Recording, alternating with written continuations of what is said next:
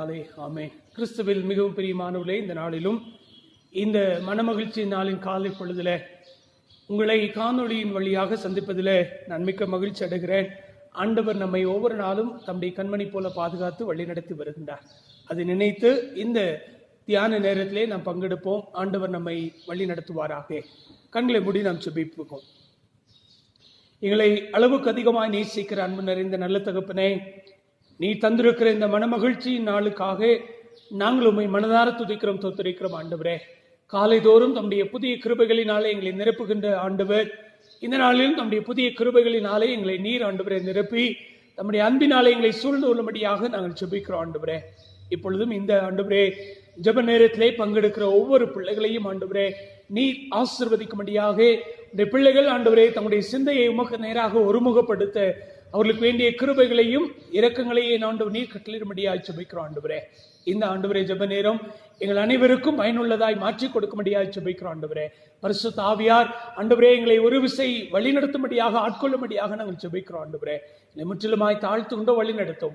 இந்த ஜெப நேரம் முழுவதுமாய் ஆண்டவரே நீர் பொறுப்படுத்திக் கொள்ளோ, உமக்கு பிரியமானதாய் மாற்றி தாரும். இயேசு கிறிஸ்துவின் நாமத்தில் வேண்டுகிற அன்பின் நல்ல பிதாவே, ஆமென். கிறிஸ்து சபை பாமாலைகளிலே 326வது பாமாலை, ரட்சா பெருமானை பாரும் புண்ணிய பாதம் அண்டினோம் என்கிற பாமாலையை நாம் பாடுவோம்.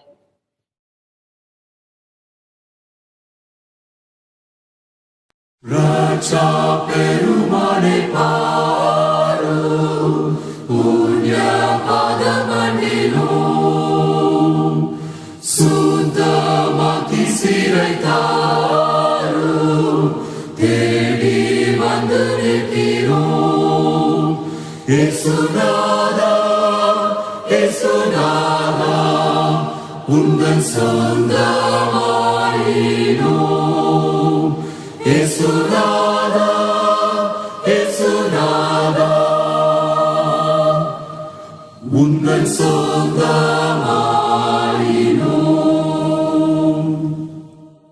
மேய்ப்பன் போல முந்தி சென்றும் பாதுகாத்தும் வருவீர்.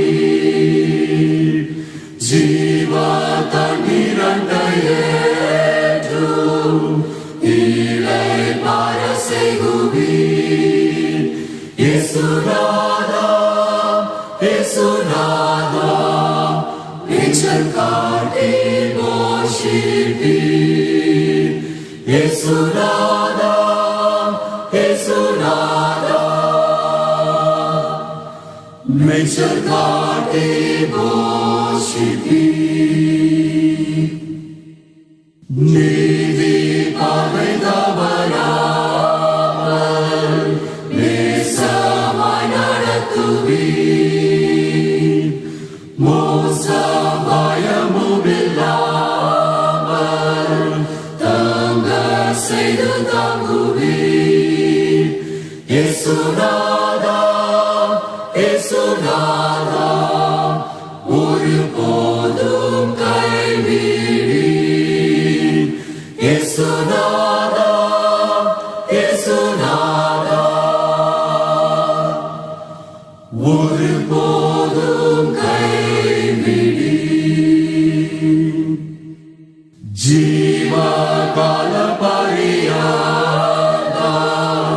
மேய்த்தும் காத்தும் வருவீர். பின்பு மோட்ச பேரானந்தம் தந்து வாழ செய்குவீர். இயேசுநாதா, இயேசுநாதா, ஊழிகாலம் வாழ்விப்பீர். இயேசுநாதா, இயேசுநாதா, ஊழிகாலம் வாழ்விப்பீர்.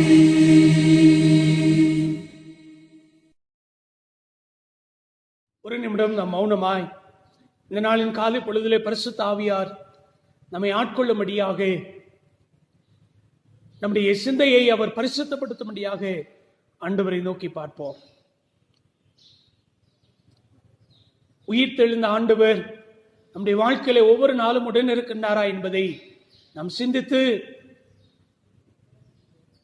அவர் நம்மோடு கூட இருப்பார் என்று சொன்னால், இன்னும் அதிகமாய் நான் உம்மோடு கூட உறவாட வேண்டும், உம்மை அதிகமாய் அறிந்து கொள்ள வேண்டும் ஆண்டவரே என்று சொல்லி கேட்போம். ஒருவேளை அதிலே நாம் தவறி இருப்போம் என்று சொன்னால், அன்னுடைய கரத்துல ஆண்டவரே இந்த நாளிலே உயிர்த்தெழுதலின் அனுபவத்தை எனக்குள்ளே நீ தாரும் என்று சொல்லி ஆண்டவரத்துல கேட்போம். சிந்தையை ஆண்டவரே என்னுடைய சிந்தையை பரிசுத்தப்படுத்தும், என்னுடைய கண்களை, என்னுடைய பார்வையை பரிசுத்தப்படுத்தும், என்னுடைய நாவை பரிசுத்தப்படுத்தும், என்னுடைய செவியை பரிசுத்தப்படுத்தும் ஆண்டவரே. என்னுடைய கைகள், என்னுடைய கால்கள் எல்லாவற்றிலும் ஆண்டவரே தோத்திரம் உடைய பரிசுத்த ஆளுகை இருக்கும்படியாக எங்களை ஒப்பு கொடுக்கிறோம் என்று சொல்வோமா?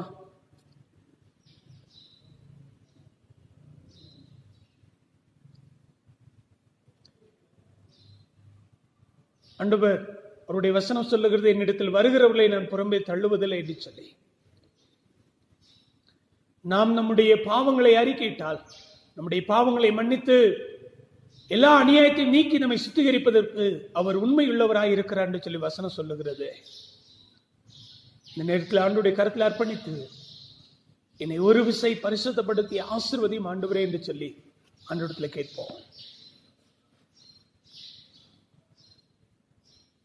ஆண்டவர் தாமே தம்மை நோக்கி பார்க்கிற ஒவ்வொரு மக்களுக்கும் வேண்டிய கிருபைகளையும் இரக்கங்களையும் பாவ மன்னிப்பையும் கொடுத்து வழி நடத்துவாராக. ஆமென். அன்புக்குரியவர்களே, இந்த மாதத்தின் முதல் மனமகிழ்ச்சி நாளிலே நாம் ஆண்டவரை ஆராதிக்கும்படியாக நாம் இங்கே கூடி வந்திருக்கிறோம். இந்த நேரத்திலே ஒரே ஒரு சிந்தனை, அது என்ன என்று சொன்னால், இந்த நாட்களிலே நம்முடைய தேசத்திலே ஊரடங்கு நீட்டிக்கப்பட்டிருக்கிறது. மே 17ஆம் தேதி வரைக்கும் நமக்கு இந்த ஊரடங்கு நீட்டிக்கப்பட்டிருக்கிறது என்று சொல்லி அரசால் நமக்கு ஆணை கொடுக்கப்பட்டிருக்கிறது.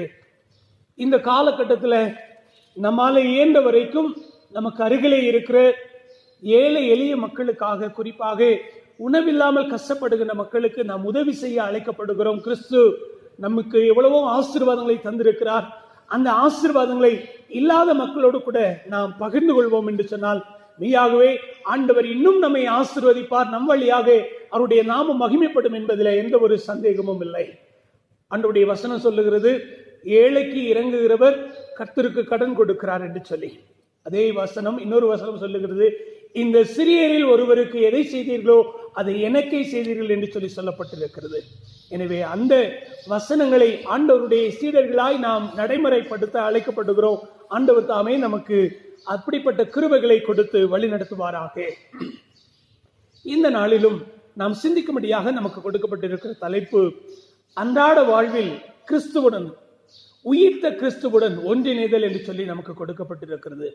நம்முடைய அனுதின வாழ்வில் உயிர்த்த கிறிஸ்துவுடன் ஒன்றிணைதல், ஆங்கிலத்தில் communion with the risen Lord in daily life என்று சொல்லி நமக்கு கொடுக்கப்பட்டிருக்கிறது.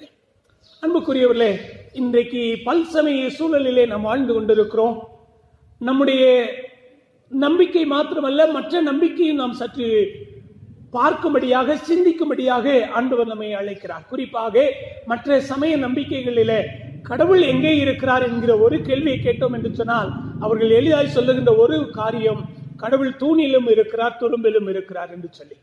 ஆனால் கிறிஸ்தவ நம்பிக்கை அதற்கு மேலாய் ஒருபடி மேலாக சென்று, ஆண்டவர் நம்முடைய வாழ்க்கையில, நம்முடைய இருதயங்களிலே அவர் எப்பொழுதும் வாசம் பண்ணுகிறார் என்று சொல்லி சொல்லப்பட்டிருக்கிறது.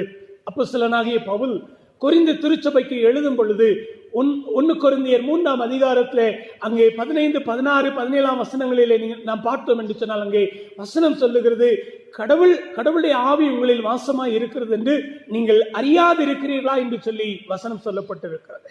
அப்ப இன்றைக்கு உயிர்த்தெழுந்த ஆண்டவர் நம்மோடு கூட இருக்கிறாரா, அல்லது நாம் அவரோடு கூட ஒன்றித்திருக்கிறோமா என்பதை சிந்தித்து பார்க்க அழைக்கப்படுகிறோம். கிறிஸ்தவ வாழ்வு என்பது அது ஒவ்வொரு நொடி பொழுதும் ஆண்டவரோடு இணைந்து வாழுகின்ற வாழ்வு. ஆண்டவரோடு இணைந்து எப்படி வாழ வேண்டும், அவருடைய சித்தத்தை நம்முடைய வாழ்க்கையில நிறைவேற்ற நாம் அழைக்கப்படுகிறோம். கிறிஸ்தவ வாழ்க்கை என்பது கடந்த கால அனுபவங்களோ அல்லது எதிர்கால திட்டங்களோ அல்ல. இந்த நிகழ்காலத்துல நான் ஆண்டவரோடு கூட எப்படி இருக்கிறேன், அதுதான் கிறிஸ்தவ வாழ்க்கை. நான் கடந்த காலத்துல நான் இப்படி வாழ்ந்தேன், என்னுடைய குடும்பம் இப்படி இருந்தது, திருச்சபைக்கு நாங்கள் இதையெல்லாம் செய்தோம், என்னுடைய ஆவிக்குரிய வாழ்க்கையில நாங்கள் இப்படியெல்லாம் ஜெபித்தோம், அது அல்ல கிறிஸ்தவ வாழ்க்கை. இன்றைக்கு நான் எப்படி இருக்கிறேன், இந்த நொடி பொழுது ஆண்டவர் எனக்கு கொடுத்திருக்கிறார், இதுல நான் ஆண்டவரோடு கூட எப்படி இருக்கிறேன். சிலர் இன்னும் சொல்வார்கள், நான் இனி வருகின்ற காலங்களில் ஒருவேளை நான் இப்படி வரும்பொழுது நான் ஆண்டவருக்குள்ளே வந்து விடுவேன், ஆலயத்திற்கு வந்து விடுவேன் என்று சொல்லுவார்கள். அது அல்ல. அந்த காலம் நம்முடையது அல்ல. வரப்போகிற எதிர்காலம் நம்முடைய கரங்களில் இல்லை.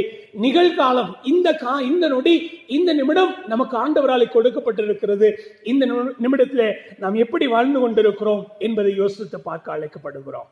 நம் பாவங்களுக்காக மரித்த ஆண்டவர் பாவத்தை ஜெயித்தவராக உயிர்த்தெழுந்தார்.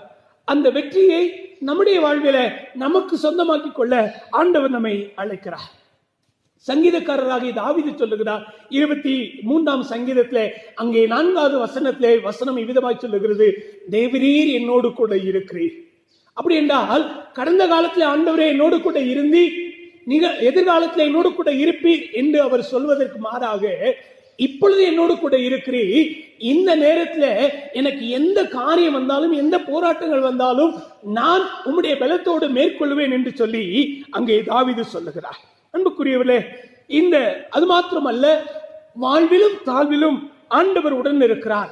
இவ்வுலக வாழ்விலிருந்து நாம் மறுமையின் வாழ்வுக்குள்ளாக, நித்திய வாழ்வுக்குள்ளாக ஆண்டவர் நம்மை அழைத்து செல்லுகின்ற வரைக்கும் அங்கே தங்கி இருக்கிற நாட்கள் முதற்கொண்டு, அல்லது இங்கே இருக்கிற நாட் முதல் தொடங்கி அங்கே இருக்கிற காலம் வரைக்கும் நாம் ஆண்டவரோடு கூட இருக்க அழைக்கப்பட்டிருக்கிறோம். அன்புக்குரியவர்களே, நிலைத்திருப்பது என்பது அங்கே சங்கீதம் 23ஆம் சங்கீதம் 6வது வசனம் சொல்லுகிறது, நான் கர்த்தருடைய வீட்டிலே நீடித்த நாட்களாய் நிலைத்திருப்பேன் என்று சொல்லி. நிலைத்திருப்பது என்பது அவருடைய பிரசன்னத்தில் தங்கியிருப்பது, அவருடைய எதிர்பார்ப்பை நிறைவேற்றுவது என்று சொல்லி நாம் பார்க்கலாம். அது மாத்திரம் அல்ல, அவரை மட்டும் நாம் பிரியப்படுத்த, அனுதின வாழ்வில பிரியப்படுத்த அழைக்கப்படுகிறோம். இந்த அனுபவத்தோடு இந்த நாளின் பகுதியில, குறிப்பாக இன்னைக்கு நமக்கு கொடுக்கப்பட்டிருக்கிற திருமறை பகுதிகளில நாம் ஆண்டவரோடு எப்படி ஒன்றிணைத்து வாழ வேண்டும், அவர் நமக்கு தருகின்ற ஆசீர்வாதங்கள் என்ன என்று சொல்லி நாம் சிந்திக்க அழைக்கப்படுகிறோம். முதலாவது, யாத்திராகமம் 40ஆம் அதிகாரம் 34வது வசனத்திலிருந்து 38ஆம் வசனம் வரைக்குள்ள பகுதியிலே பார்த்தோம் என்று சொன்னால், அங்கே ஒரு சம்பவம் கொடுக்கப்பட்டிருக்கிறது. இஸ்ரவேல் ஜனங்கள் எகிப்தின் அடிமைத்தனத்திலிருந்து ஆண்டவராலே விடுவிக்கப்பட்டு அவர்கள் தங்களுடைய விடுதலை பயணத்தை கானானுக்கு நேராக தொடங்கின பொழுது, தொடங்கின நாள் முதற்கொண்டு அவர்கள் கானானில வந்து குடியமர் வரைக்கும் ஆண்டவருடைய பிரசன்னம் அவர்களோடு கூட இருந்தது என்று சொல்லி நாம் பார்க்கலாம். இதுல நாம் ஒரு காரியத்தை உணர்ந்து கொள்ள வேண்டும். கிறிஸ்தவ விசுவாசத்துல நாம் என்றைக்கு அடியெடுத்து வைக்கிறோமோ அன்றிலிருந்து ஆண்டவர் நம்மோடு கூட இருக்கிறார். ஆண்டவர் எப்பொழுதும் நம்மை தனித்து விடுகிறவர் அல்ல, நம்மோடு கூட இணைந்து வாழுகின்றவர் என்பதை நாம் உணர்ந்து கொள்ள அழைக்கப்படுகிறோம். நாம் இன்பத்தில் வாழ்ந்தாலும் ஆண்டவர் நம்மோடு கூட இருக்கிறார், நாம் துன்பத்தின் நடுவே நடந்தாலும் ஆண்டவர் நம்மோடு கூட இருக்கிறார் என்பதை நாம் உணர்ந்து கொண்டு அவருக்காக வாழ அழைக்கப்படுகிறோம். அன்புக்குரியவர்களே, இங்கே யாத்திராகமம் 40ஆம் அதிகாரம் 38வது வசனம் சொல்லுகிறது, இஸ்ரவேல் வம்சத்தார் பண்ணும் எல்லா பிரயாணங்களிலும் அவர்கள் எல்லாருடைய கண்களுக்கும் பிரத்யட்சமாக பகலில் கர்த்தருடைய மேகமும் இரவில் அக்கினியும் வாசஸ்தலத்தின் மேல் தங்கி இருந்தது என்று சொல்லி சொல்லப்பட்டிருக்கிறது. இந்த பகுதியில ஆண்டவர் இஸ்ரவேல் மக்களோடு உடன் இருந்தார். அவர்கள் எங்கே சென்றாலும் ஆண்டவர் அவர்களோடு உடன் சென்றார் என்று சொல்லி ஒரு கருத்தை நாம் ஆழமாக பார்க்கலாம். அன்புக்குரியவர்களே, இஸ்ரவேல் மக்கள் எங்கே போனாலும் சரி, அல்லது வந்தாலும் சரி, அல்லது எங்கே தங்குகின்றார்களோ அங்கே எல்லாம் ஆண்டவருடைய பிரசன்னம் அவர்களை சுற்றி சூழ்ந்து கொண்டது என்று சொல்லி இந்த பகுதியிலே நாம் பார்த்துக் கொள்ள முடியும். அப்படின்னா இங்கே ஆண்டவர் சொல்ல விரும்புகிற ஒரு காரியம் என்ன என்று சொன்னால், ஆண்டவர் எப்பொழுது நம்மோடே கூட இருப்பாரோ, எல்லா நேரங்களிலும் நம்மோடு கூட இருப்பார் என்று சொன்னால் அவர் நம்முடைய பாதுகாப்பாக இருப்பார், அவர்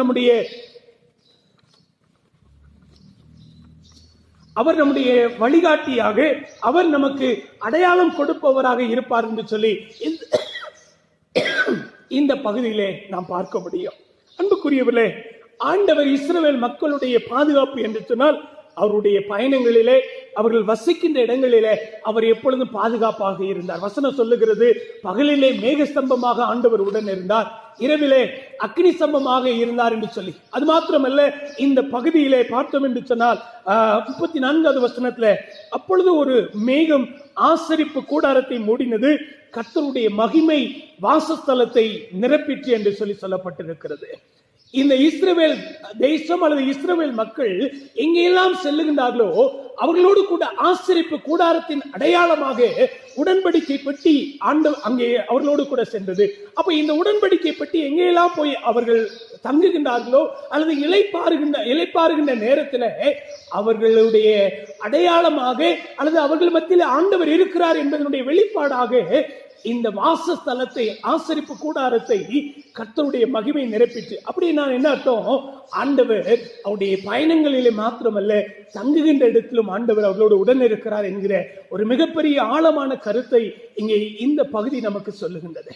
ஆம் பிரியமானவர்களே, கிறிஸ்தவ வாழ்க்கையில நாம் எங்கே சென்றாலும் எங்கே சென்று தங்கினாலும் ஆண்டவர் நம்மோடு கூட இருக்க விரும்புகிறார் என்பதை இந்த நாளிலே நாம் உணர்ந்து கொள்ள அழைக்கப்படுகிறோம். உயிர்த்த ஆண்டவர் நம்மோடு ஒன்றிணைந்து வாழ வேண்டும் என்று சொல்லி விரும்புகிறார். அவர் எல்லா நேரங்களிலும் நம்மோடு கூட இருக்க விரும்புகிறார். 36வது வசனம் சொல்லுகின்றது, வாசஸ்தலத்தில் இருந்து மேகம் மேலே எழும்பும் போது இஸ்ரவேல் புத்திரர் பிரயாணம் பண்ண புறப்படுவார்கள் என்று சொல்லி சொல்லப்பட்டு இருக்கிறது. அப்படிதான் இங்கே முதலாவது ஆண்டவர் அவர்களோடு கூட தங்கி இருப்பவர் மாத்திரமல்ல, அவருடைய பாதுகாப்பு மாத்திரம் அல்ல, அவர்களை வழி நடத்துகின்றவராக இங்கே செயல்படுகின்றார். எப்பொழுது அவருடைய பயணத்தை தொடங்க வேண்டும், எப்படி செல்ல வேண்டும், எங்கே செல்ல வேண்டும், என்ன செய்ய வேண்டும் என்று சொல்லி எல்லாவற்றையும் ஆண்டவர் அவருடைய வாழ்க்கையில செயல்படுத்துகின்றார். அவருடைய வாழ்க்கையில ஆண்டவர் தான் வழிகாட்டி என்று சொல்லி சொல்லப்பட்டிருக்கிறது. அன்புக்குரியவர்களே, இந்த அனுபவம் இஸ்ரவேல் மக்களுடைய வாழ்க்கையில காணப்பட்டது. இன்றைக்கு நம்முடைய வாழ்க்கையில எப்படி ஒரு அனுபவம் இருக்கிறதா? ஆண்டவர் நம்முடைய நடத்துனராக, வழிகாட்டியாக ஒவ்வொரு நாளும் காலையில எழுந்த உடனே ஆண்டவர் என்னை இந்த காரியத்தை செய்ய சொல்ல வேண்டும், இப்படி நடக்க வேண்டும் என்று சொல்லி ஆலோசனை கொடுக்கின்றவராக இருக்கின்றாரா? யோசித்து பார்ப்போம். 37வது வசனம் சொல்லுகிறது, மேகம் எழும்பாதிருந்தால் அது எழும்பும் நாள் வரைக்கும் பிரயாணம் பண்ணாதிருப்பார்கள் என்று சொல்லி சொல்லப்பட்டிருக்கு. அப்படின்னா இங்கே ஆண்டவர் இஸ்ரவேல் மக்களுக்கு அடையாளமாக இருக்கிறார். என்ன அடையாளம்? அவர்கள் எப்பொழுது பயணத்தை தொடங்க வேண்டும், அவர்கள் எங்கே பயணத்தை நிறுத்த வேண்டும், எங்கே தங்க வேண்டும் என்பதற்குரிய எல்லா அடையாளமாகவே ஆண்டவர் இஸ்ரவேல் மக்களுக்கு வெளிப்பட்டார். அன்புக்குரியவர்களே, அப்படின்னா இங்க என்ன ஒரு காரியத்தை நாம் உணர்ந்து கொள்ள வேண்டும். ஆண்டவர் இஸ்ரவேல் மக்களுக்கு அவருடைய வழியையும் அதற்கான பயணத்தையும் ஆயத்தம் செய்கிறவர் என்பதை இங்கே ஆண்டவர் சொல்லுகின்றார். அன்புக்குரியவர்களே, அதே ஆண்டவர் இன்றைக்கும் நம்முடைய வாழ்க்கையில அப்படி செயல்பட விரும்புகிறார். ஒவ்வொரு நாளும் நம்முடைய வாழ்க்கையில எங்கே போக வேண்டும், எப்படி போக வேண்டும் என்பதற்கு அவர் நமக்கு முன்பதாக ஆயத்தம் செய்து வைத்திருக்கிறார். அவருடைய வழியிலே நாம் நடப்போம் என்று சொன்னால் நம்முடைய வாழ்க்கையில அவர் தருகிற நன்மைகள், ஆசீர்வாதங்கள் எப்பொழுதும் நமக்கு சொந்தம் என்பதை நாம் உணர்ந்து கொள்ள அழைக்கப்படுகிறோம். அன்புக்குரியவர்களே, இஸ்ரவேல் மக்களோடு உடன் இருந்த ஆண்டவர் அவர்களுக்கு கொடுத்த ஒரு மிகப்பெரிய சாக்கியம் என்ன என்று சொன்னால், அவர்களை வழி நடத்துகின்றவராக, அவர்களை பாதுகாக்கின்றவர்களாக, அவர்களுடைய அடையாளமாக ஆண்டவர் காணப்பட்டார். இன்றைக்கு அதே அனுபவத்தோடு நாம் வாழ ஆண்டவர் நம்மை அழைக்கிறார். உயிர்த்த ஆண்டவரிலே நாம் ஒன்றிணைவோம் என்று சொன்னால் இந்த ஸ்லாக்கியத்தை நாம் பெற்றுக்கொள்ள முடியும். இரண்டாவது பார்த்தீர்கள் என்று சொன்னால், பிலிப்பியர் 3ஆம் அதிகாரம் 8வது வசனத்திலிருந்து 16ஆம் வசனம் வரைக்குள்ள பகுதியை என்னோடு கூட திருப்பி வைத்துக் கொள்ளுங்கள். பிலிப்பியர் 3ஆம் அதிகாரம் 8வது வசனத்திலிருந்து 16ஆம் வசனம் வரைக்குள்ள பகுதி. இந்த பகுதியில வசனம் 12வது வசனம் இவ்விதமாய் சொல்லுகிறது, நான் அடைந்தாயிற்று அல்லது முற்றிலும் தேறினவனானேன் என்று எண்ணாமல் கிறிஸ்து இயேசுவினால் நான் எதற்காக பிடிக்கப்பட்டேனோ அதை நான் பிடித்துக் கொள்ளும்படி ஆசையாய் தொடர்கிறேன் என்று சொல்லி அப்போஸ்தலனாகிய பவுல் சொல்லுகிறார். அப்ப இந்த பகுதியில ஆண்டவர் உதவி செய்கிற ஆண்டவராக இருக்கிறார். முதலாவது பார்த்தோம், இஸ்ரவேல் மக்களோடு உடன் வருகின்ற ஆண்டவர். இந்த பகுதியில உதவி செய்கின்ற ஆண்டவராக ஆண்டவர் தம்மை வெளிப்படுத்துகிறார். உதவி செய்வார் என்ற தலைப்பை கேட்ட உடனே நமக்கு தேவையான உதவிகளை செய்வார் என்று நாம் பொருள் கொள்ளக்கூடாது. மாறாக இங்கு அப்போஸ்தலராகிய பவுல் சொல்லுகின்ற ஒரு காரியம், ஆண்டவர் நமக்கென்று வைத்திருக்கிற உயர்ந்த நோக்கத்தை அல்லது லட்சியத்தை அடைவதற்கு உதவி செய்வார் என்று சொல்லி இந்த பகுதியில் நாம் உணர்ந்து கொள்ள முடியும். அப்போஸ்தலராகிய பவுலுடைய வாழ்க்கையில அவர் சொல்லுகின்ற காரியங்கள் இங்கே 8வது வசனத்திலிருந்து 16ஆம் வசனம் வரைக்கும் உள்ள பகுதியிலே நாம் பார்த்தோம் என்று சொன்னால், 8வது வசனத்துல இவ்விதமான ஒரு கருத்து சொல்லுகிறார். என்ன என்று சொன்னால், எல்லாவற்றையும் நஷ்டம் என்று எண்ணிக்கொண்டிருக்கிறேன். எதற்காக? ஆண்டவரை அறிகின்ற அறிவுக்காக நான் எல்லாவற்றையும் நஷ்டம் என்று எண்ணிக்கொண்டிருக்கிறேன் என்று சொல்லி இங்கே பவுல் சொல்லுகிறார். அன்புக்குரியவர்களே, எது நான் ஆண்டவரை அறிவதற்கு தடையா இருக்குமோ அவைகள் என்னுடைய வாழ்க்கையில ஒரு நாளும் தடைக்கற்களா இருக்கக்கூடாது. அவைகளை நான் உதறி தள்ளிவிட்டு ஆண்டவரை அறிகின்ற அறிவு எனக்கு முக்கியம், அதுதான் எனக்கு முதன்மையான காரியம் என்று சொல்லி இங்கே அப்போஸ்தலராகிய பவுல் சொல்லுகிறார். 9வது வசனத்தை பார்த்தீர்கள் என்று சொன்னால், நான் எதற்காக ஆண்டவரை அறிந்து கொள்ள வேண்டும்? வசனம் சொல்லுகிறது, கிறிஸ்துவுக்குள் இருக்கிறவராக காணப்பட வேண்டும் என்று சொல்லி. இந்த 8வது வசனத்திலிருந்து 16ஆம் வசனம் வரைக்கும் மிகுந்த ஜெப சிந்தையோடு நீங்கள் படித்து பார்ப்பீர்கள் என்று சொன்னால், அப்போஸ்தலனாகிய பவுல் தன்னுடைய வாழ்க்கையில எது லட்சியம், எது தனக்கு உயிர் மூச்சு என்பதை மிகவும் தெளிவாக வெளிப்படுத்துகிறார். கிறிஸ்துவுக்குள் இருக்கிறவராக நான் காணப்பட வேண்டும். அது மாத்திரமல்ல, அங்கே வசனம் சொல்லுகிறது 9வது வசனத்துல, நான் கிறிஸ்துவை ஆதாயப்படுத்திக் கொள்ளும்படிக்கும் நியாயப்பிரமாணத்தினால் வருகிற சுயநீதி உடையவனாயிராமல் கிறிஸ்துவை பற்றும் விசுவாசத்தினால் வருகிறதும் விசுவாசம் மூலமாய் கடவுளால் உண்டாயிருக்கிறதுமான நீதியை உடையவனாய் இருந்து கிறிஸ்துவுக்குள் இருக்கிறவன் என்று காணப்படும்படிக்கு. பவுலை குறித்து நம் அனைவருக்கும் நன்றாக தெரியும். அவர் நியாயப்பிரமாணத்தை மீறாதபடிக்கு நியாயப்பிரமாணத்தை கை கொண்டு அதனால் வருகின்ற சுயநீதி அவருக்கு இருந்தது. ஆனால் இங்கே சொல்லுகிறார், அந்த சுயநீதி எனக்கு வேண்டாம், நான் விசுவாசத்தினால் வருகின்ற நீதியை விரும்புகிறேன் என்று சொல்லி இங்கே பவுல் சொல்லுகிறார். அன்புக்குரியவர்களே, ஒரு அதாவது எபிரேய குலத்திலே பிறந்தவர், எல்லா விதமான யூத முறைப்படியாக வளர்க்கப்பட்டவர் சொல்லுகின்றார், எனக்கு நியாயப்பிரமாணத்தினாலே வருகின்ற சுயநீதி வேண்டாம், கிறிஸ்துவை விசுவாசிக்கிற விசுவாசத்தினாலே வருகின்ற நீதி எனக்கு வேண்டும், அதுதான் என்னை கிறிஸ்துவுக்குள்ளாக தக்க வைத்துக் கொள்ள முடியும் என்று சொல்லி இங்கே பவுல் மிக தெளிவாய் சொல்லுகிறார். அன்புக்குரியவர்களே, இந்த ஒரு அனுபவம் நமக்கு வேண்டும். 10வது வசனம் சொல்லுகிறது, நாம் தகுதியாகும்படிக்கு என்று சொல்லி சொல்லப்பட்டிருக்கிறது. என்ன தகுதியாகும்படும்? அதாவது கிறிஸ்துவனுடைய உயிர்த்தெழுந்தலிலே நான் ஐக்கியப்பட்டு அவருடைய மரணத்திற்குள்ளாக மரித்து அவரோடு கூட உயிரோடு எழுந்திருக்க வேண்டும், அதற்கு என்னை தகுதிப்படுத்த வேண்டும் என்று சொல்லி இங்கே சொல்லுகிறார். அன்புக்குரியவர்களே, இன்றைக்கு இந்த அனுபவம் நம்முடைய வாழ்க்கையில ஒவ்வொரு நாளும் வேண்டும் என்று சொல்லுகிறார். நம்முடைய பாவங்களுக்கு மரித்து நாம் கிறிஸ்துவோடு உயிர்த்தெழுந்த அனுபவத்தை நம்முடைய வாழ்க்கையில அனுதினமும் நாம் செயல்படுத்த அழைக்கப்படுகிறோம். அதற்கு அடுத்ததாக 11வது வசனத்திலே 14வது வசனத்திலே பார்த்தீர்கள் என்று சொன்னால், அங்கே சொல்லுகின்றார், நான் எண்ணுகிறேன். அது மாத்திரமல்ல, 14வது வசனத்துல லக்கை நோக்கி தொடருகிறேன் என்று சொல்லி சொல்லப்பட்டிருக்கிறது. அன்புக்குரியவர்களே, ஆண்டவர் மற்றும் போதும் அவர் எனக்காக வைத்திருக்கிற உயர்ந்த லட்சியத்தை நான் அடைவதற்காக தொடர்ந்து நான் பயணம் செய்ய வேண்டும், என்னுடைய ஓட்டத்திலே தொடர்ந்து ஓட வேண்டும் என்று சொல்லி சொல்லுகின்றார். அதுதான் அதற்கு ஆண்டவர் தனக்கு உதவி செய்வார் என்று சொல்லி இங்கே அப்போஸ்தலனாகிய பவுல் சொல்லுகிறார். அன்புக்குரியவர்களே, கிறிஸ்தவ வாழ்க்கையில நம் அனைவருக்கும் ஒரு மிகப்பெரிய லட்சியத்தை ஆண்டவர் வைத்திருக்கிறார்.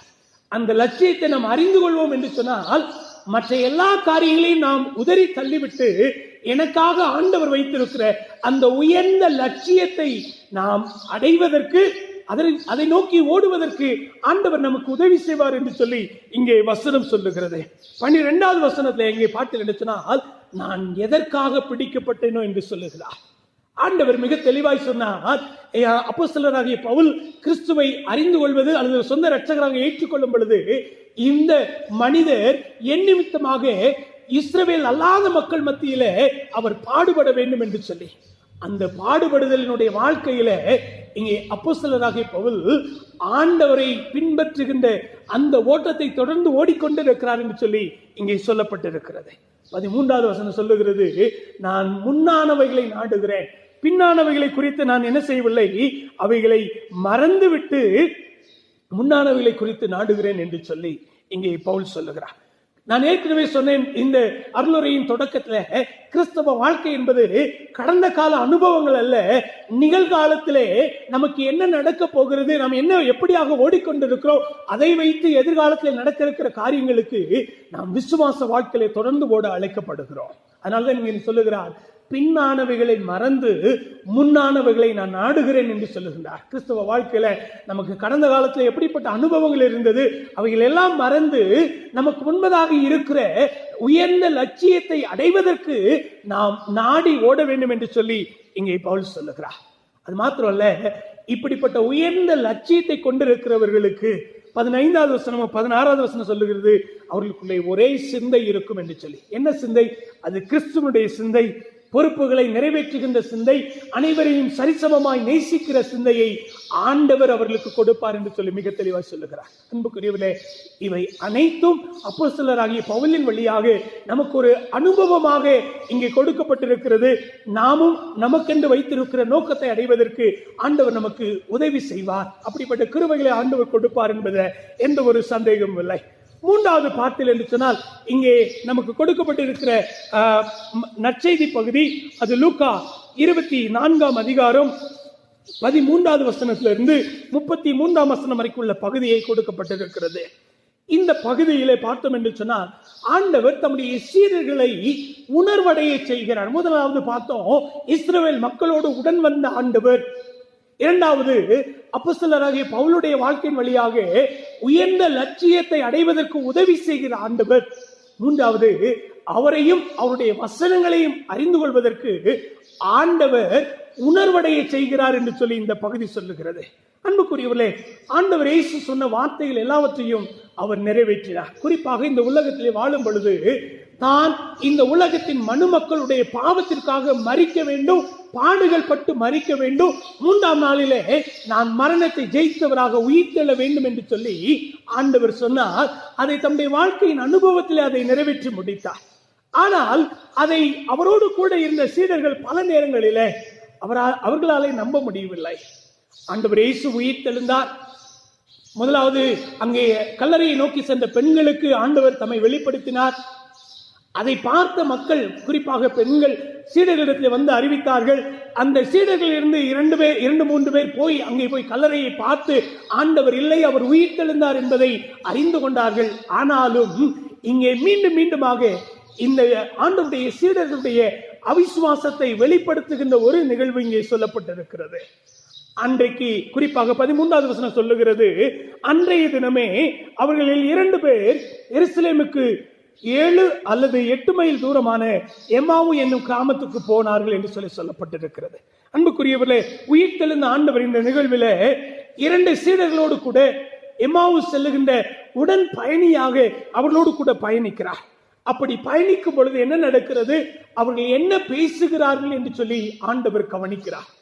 கவனித்தது மாத்திரமல்ல, அவருடைய உரையாடல் முடிந்த உடனே ஆண்டவர் கேட்கிறார், என்ன நடந்தது என்று சொல்லி அவர்களை கேட்கிறார். இதில் 3 காரியங்கள் சொல்லப்பட்டிருக்கு. ஒன்று, நம்முடைய வாழ்க்கையின் பயணத்தில் ஆண்டவர் எப்பொழுது உடன் வருகின்ற ஆண்டவர். இரண்டாவது, நாம் என்ன பேசுகிறோம் என்பதை ஆண்டவர் கவனித்து கேட்கிறார்.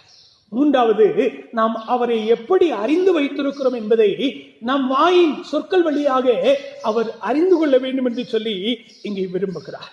அன்புக்குரியவர்களே, ஆண்டவர் எப்பொழுது நம்மோடு கூட உடன் வருகின்ற ஆண்டவர். அதனாலதான் ஆண்டவர் தாம் எடுத்துக்கொள்ள போகின்ற நேரத்தில் நம்மை சுற்றி இருந்த மக்களை பார்த்து மத்தேயு 28ஆம் அதிகாரம் 20வது வசனத்துடைய கடைசி பகுதி சொல்லுகிறது, இதோ உலகத்தின் முடிவறிந்தும் நான் சகல நாட்களிலும் உங்களுடனே கூட இருக்கிறேன் என்று சொல்லி அந்த ஆண்டவர் இன்றைக்கும் நம்மோடு உடன் இருக்கிறார் என்பதை உணர்ந்து கொள்ள நாம் அழைக்கப்படுகிறோம். 2வது பாட்டில் என்று சொன்னால், நாம் என்ன பேசுகிறோம் ஒவ்வொரு நாளும் அதை ஆண்டவர் கவனித்து கேட்கிறார்.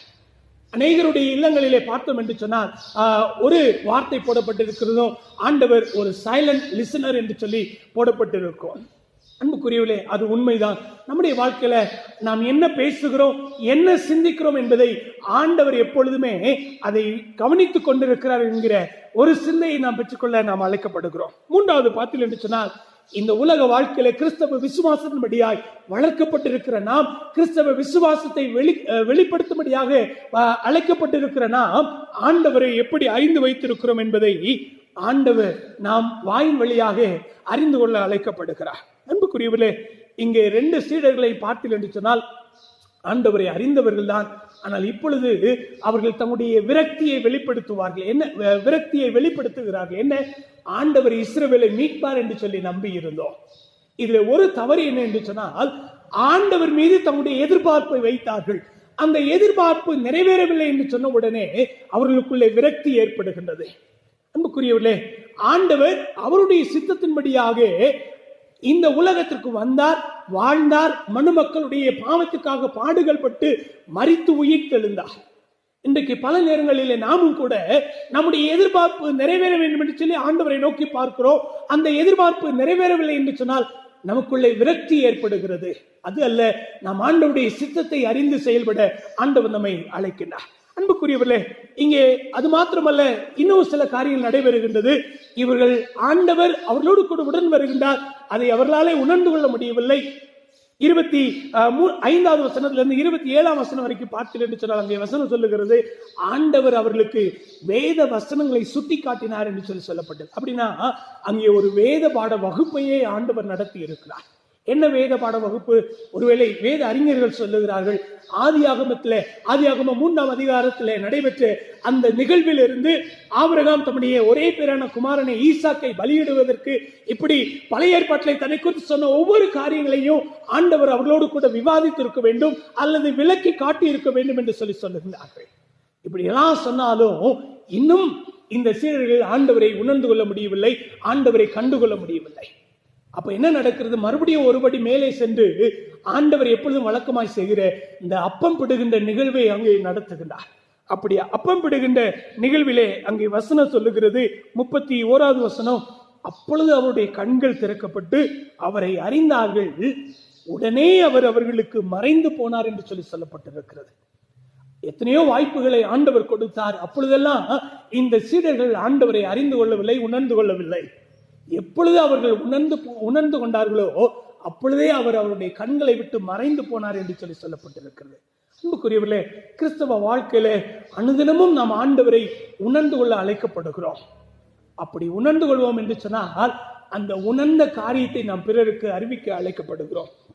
இந்த நாளிலோ நம்முடைய வாழ்க்கையில ஆண்டவரோடு கூட நாம் ஒன்றித்து வாழ்வோம் என்று சொன்னால் அவர் நம்மோடு உடன் வருகின்ற ஆண்டவர், நமக்கு உதவி செய்கின்ற ஆண்டவர், நாம் உணர்வடைய வேண்டும் என்று சொல்லி விரும்புகின்ற ஆண்டவர். இதெல்லாம் உணர்வடைந்து அவர் நமக்காக வைத்திருக்கிற நோக்கத்தை உதவி செய்ய ஆண்டவர் நமக்கு உடன் வருவார் என்கிற ஒரு சிந்தை இந்த நாளில் நாம் பெற்றுக்கொண்டு, ஆண்டவரை என்னை எதற்காக இந்த கிறிஸ்தவ நம்பிக்கையிலே அழைத்திருக்கிறேன், இந்த கிறிஸ்தவ நம்பிக்கையிலே வாழும்படியாக எனக்கு ஒரு மிகப்பெரிய கிருபை தந்திருக்கிறேன், அந்த நோக்கத்தை நிறைவேற்ற எனக்கு உதவி செய்யும், என்னோடு கூட உடன் வாரும் என்று சொல்லி நாம் கேட்போம் என்று சொன்னால் ஆண்டவர் மெய்யாகவே இந்த நாளிலே நாம் அவருடைய உண்மையான சீடர்களாக, அவரை பின்பற்றுவர்களாக நம்மை மாற்றுவார் என்பதில் எந்த ஒரு சந்தேகம் இல்லை. நாம் கிறிஸ்துவுடைய சீடர்களாக, கிறிஸ்துவுடைய அன்பை வெளிப்படுத்துகின்றவர்களாக வாழ ஆண்டவர் நம்மை அழைக்கிறார். அப்படிப்பட்ட கிருபைகளை ஆண்டவர் நமக்கு கொடுத்து வழி நடத்துவாராக. ஆமென். நாம் அனைவரும் கிறிஸ்தவ கீர்த்தனைகளிலே 220வது கீர்த்தனை, என்னை ஜீவ பலியாய் ஒப்புவித்தேன் ஏற்றுக்கொள்ளும் இயேசுவே என்கிற கீர்த்தனையை நாம் இணைந்து பாடுவோம். இது ஒரு அர்ப்பணிப்பு பாடல். இந்த நாளில ஆண்டவர் நம்மை கிறிஸ்தவ விசுவாசத்தின்படியாக வாழ அழைத்திருக்கிறார். அழைத்த ஆண்டவர் நம்மோடு கூட உடன் வர விரும்புகிறார். நமக்கென்று அவர் வைத்திருக்கிற உயர்ந்த நோக்கத்தை அடைவதற்கு அவர் உதவி செய்ய விரும்புகிறார். அந்த நோக்கத்தை உணர்ந்து கொள்ள அழைக்கப்படுகிறார். இந்த நாளிலே ஆண்டவர் அவருடைய நோக்கத்தை நம்மளை நிறைவேற்றுவதற்கு நாம் நம்மை அர்ப்பணிக்கும் வண்ணமாக இந்த பாடலை நாம் இணைந்து பாடலாம். என்னை ஜீவ பலியாய் ஒப்புவித்தேன் ஏற்றுக்கொள்ளும் இயேசுவே என்று சொல்லி. என்னை ஜீவ பலியாய் ஒப்புவித்தேன் ஏற்றுக்கொள்ளும் இயேசுவே. அன்னை தந்தை உந்தம் சன்னதி முன்னின்று, அன்னை தந்தை உந்தம் சன்னதி முன்னின்று சொன்ன வாக்கு தாத்தாம் அல்லாது இப்போது என்னை ஜீவ பலியாய் ஒப்புவித்தேன்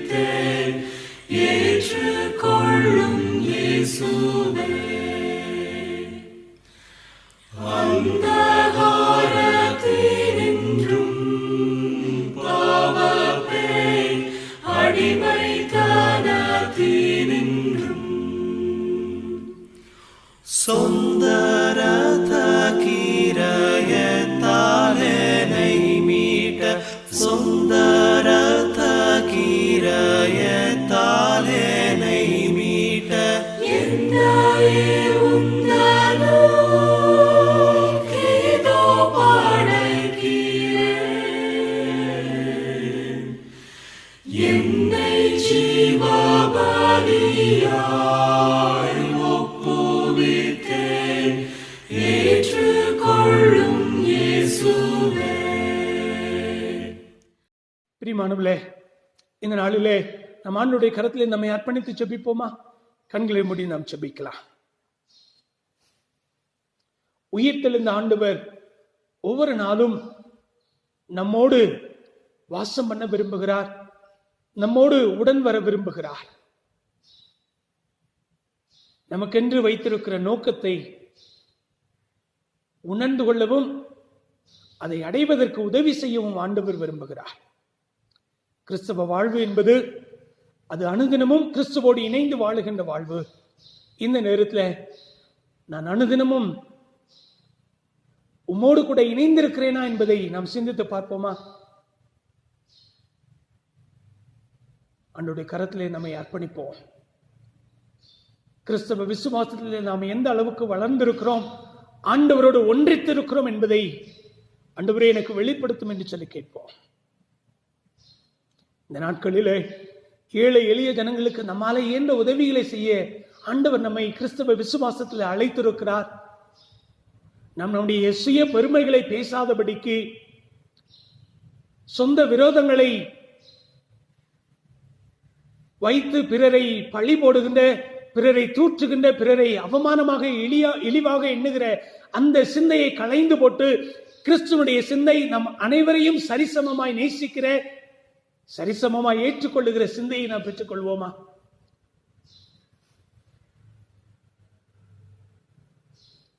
எங்களை அளவுக்கு அதிகமாய் நேசிக்கிற அன்பு நிறைந்த நல்ல தகப்பனே, நீர் எங்களை எந்த அளவுக்கு நேசிக்கிறீரோ அதே போல நாங்களும் பிறரை நேசிக்க எங்களுக்கு நீர் கற்றுக் கொடுக்கிறீர். அதை எங்களுடைய வாழ்க்கையில எதிர்பார்க்கிறீர் என்கிற ஒரு சிந்தையை இந்த வாழ்க்கையில நீர் கொடுக்க முடியாது சுபிக்கிறோம் ஆண்டவரே. இந்த நேரத்திலும் ஆண்டவரே, இந்த காணொளியை பார்த்து கொண்டிருக்கிற ஒவ்வொரு மக்களையும் ஆண்டவரே நீர் கண்ணோக்கி பார்க்க முடியாது சுபிக்கிறோம் ஆண்டவரே. உடைய பிள்ளைகள் எந்த சூழ்நிலையில இருந்தாலும் அவர்களோடு கூட நீர் உடன் இருக்கிறீர். அவர்களுக்காக ஒரு உயர்ந்த லட்சியத்தை, நோக்கத்தை வைத்திருக்கிறீர். அதை அடைவதற்கு உதவி செய்வீர். அதை உணர்ந்து கொள்ள அவர்களுக்கு கிருபை பாராட்டுவீர் என்கிற சிந்தையை இந்த பிள்ளைகளுடைய வாழ்க்கையில நீர் கொடுக்க முடியாது சுபிக்கிறோம் ஆண்டவரே. தகப்பனே, இந்த எங்களுடைய தேசத்திலே காணப்படுகின்ற இந்த ஊரடங்கு மே 17ஆம் தேதி வரைக்கும் நீட்டிக்கப்பட்டிருக்கிறது. இந்த சூழ்நிலையில அனுதினமும் தங்களுடைய வாழ்வாதாரத்தினாலே பிழைப்பு நடத்தி கொண்டிருக்கிற மக்களுக்கு ஆண்டவரே இன்றைக்கு வாழ்வாதாரம் ஒரு மிகப்பெரிய கேள்விக்குறியாயிருக்கிறது. இந்த நிலை மாற எங்களை ஆசீர்வாதத்தின் கருவியாய் எடுத்து பயன்படுத்த விரும்புகிறீர் ஆண்டவரே. தகப்பனே தோத்திரம் ஆண்டவரே. உணவில்லாமல் கஷ்டப்படுகின்ற ஒவ்வொரு மக்களை கண்ணோக்கி பார்க்கும்படியா ஜெபிக்கிறோம் ஆண்டவரே. இந்த கொரோனா தொற்றினாலே பாதிக்கப்பட்டு தங்களுடைய உயிரை மாய்த்துக் கொள்ளுகின்ற அல்லது இழக்கின்ற மக்களை காட்டிலும் பசியினாலே, பட்னியினாலே இறக்கின்ற மக்கள் அநேகம் சுவாமி. இதை நாங்களும் தேசத்தை ஆளுகின்ற தலைவர்களும் உணர்ந்து கொள்ள உதவி செய்யும்படியா ஜெபிக்கிறோம் ஆண்டவரே. எங்களால இயன்ற உதவிகளை நாங்கள் பிறருக்கு ஆண்டவரே உதவி செய்ய எங்களை நீர் ஆண்டவரை ஆயத்தப்படுத்தும்படியாக, அர்ப்பணிக்கும்படியாக உடைய சமூகத்தை கெஞ்சு மன்றாடுகிறோம் ஆண்டவரே. தகப்பனே, உமக்கு நன்றி. இந்த நாளிலே என்னுடைய திருமணத்துக்காக நாங்கள் உமக்கு நன்றி செலுத்துகிறோம். இந்த திருமணத்தின் வழியாக செய்யப்படுகின்ற இந்த நிவாரண பணிகளுக்காக நாங்கள் உமக்கு நன்றி செலுத்துகிறோம் ஆண்டவரே. என்னுடைய மகாகன பேராயர் ஐயா அவர்களையும், முதன்மை பணியாளர்களையும், மற்ற எல்லா மக்களையும், எல்லா உடைய திருப்பணிவிடையாளர்களையும் ஆண்டவரே நீர் ஆசீர்வதிக்கும்படியா ஜெபிக்கிறோம் ஆண்டவரே. என்னுடைய வட்டகை மன்றத்தை ஆசீர்வதிங்க. வட்டகை மன்ற தலைவர் அவர்களுக்காக, அவருடைய குடும்பத்தின் மக்களுக்காக உமக்கு நன்றி செலுத்துகிறோம் ஆண்டவரே. உமக்கு நன்றி சுவாமி. என்னுடைய வட்டகை மன்றத்திலே பணியாற்றுகின்ற ஒவ்வொரு குருவானவர்களையும், அவருடைய குடும்பங்களையும், குருசேகரங்களையும் ஆண்டவரே நீர் ஆசீர்வதிக்கும்படியா ஜெபிக்கிறோம் ஆண்டவரே. தகப்பனே உமக்கு நன்றி சுவாமி. ஆண்டவரே, எங்களுடைய கொடைக்கானல் பட்டணத்தில் இருக்கிற ஒவ்வொரு தென்னிந்திய திருச்சபைகளை, மற்ற திருச்சபைகளை ஆசீர்வதிக்கும்படியாக ஜெபிக்கிறோம். இந்த ஊழியக்கார பிள்ளைகளை நீர் ஆசீர்வதியும். விசேஷித்த விதமாக எங்களுடைய குருசேகரத்தை ஆசீர்வதியும். எங்களுடைய குருசேகரத்தில் இருக்கிற ஒவ்வொரு குடும்பங்களையும் ஆண்டவரே நீர் பாதுகாக்கும்படியாக ஜெபிக்கிறோம். ஆண்டவரே, இந்த மாதம் முழுவதும் என்னுடைய திருச்சபையின் மக்களும் எங்களுடைய தேசமும் ஆண்டவரே நீர் அளிக்கின்ற நன்மையினாலே திருப்தி அடைய உதவி செய்யப்படியாக ஜெபிக்கிறோம். ஆண்டவரே, குறிப்பாக ஆண்டவரே வயதான பெற்றோர்களுக்காக பார்த்து வருகிறோம். உடைய பிள்ளைகளை ஆசீர்வதிக்கும்படியாக ஜெபிக்கிறோம். சிறு பிள்ளைகளை உடைய கருத்துல விட்டுக் கொடுக்கிறோம். ஆண்டவரே, இந்த பிள்ளைகளை நீர் பலப்படுத்தும்படியாக ஜெபிக்கிறோம். மீண்டும் ஒரு விஷயம் ஆண்டவரே, ஏழை எளிய மக்களுக்காக உடைய பாதத்தை கொண்டாடுகிறோம். ஆண்டவரே, அவர்களுக்கும் என் ஆண்டவர் நீர் மனமிறங்கி உணவு கொடுக்க உதவி செய்யும்படியாக ஜெபிக்கிறோம். ஆண்டவரே தகப்பனே, கடின இருதயங்களை உடைக்கின்ற ஆண்டவர் இந்த காலகட்டங்களிலே ஆண்டவரே தோத்திரம் ஆசீர்வாதங்களை பிறருக்கு கொடுக்காமல் தன்னுடைய இருதயத்தை கடினப்படுத்திக் கொள்கின்ற மக்களுடைய வாழ்க்கையில நீ செயல்படும்படியாக ஜெபிக்கிறோம். ஆண்டவரே, எல்லோரையும் தாழ்த்தி அர்ப்பணிக்கிறோம். துதிகன மகிமை உமக்கு படைக்கிறோம். இயேசு கிறிஸ்துவின் நாமத்தில் வேண்டுகிறோம் அன்பின் நல்ல பிதாவே, ஆமென். ஆண்டவருடைய ஆசீர்வாதத்தை நாம் பெற்றுக்கொள்வோம். ஆண்டவருடைய இரக்கமுள்ள கிருபைக்கும் தயவுள்ள பராமரிப்புக்கும் நிறைவான நன்மைகளுக்கும் ஆசீர்வாதங்களுக்கும் வழி நடத்துதலுக்கும் நாம் நம்மையும் நமக்கு அருமையானவர்களையும் நம்முடைய தேசத்தையும் உலக நாடுகளையும் நாம் ஒப்புக் கொடுப்போம்.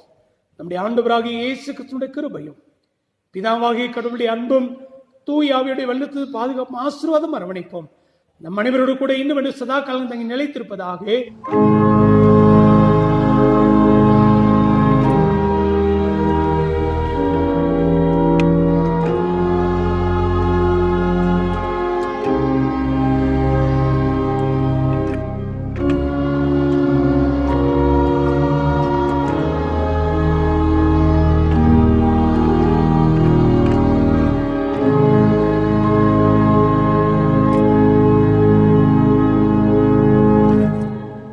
என் ஆத்துமாவே கர்த்தரை தோத்திரி, என் முழு உள்ளமையோடு பரிசுத்த நாமத்தை தோத்திரி.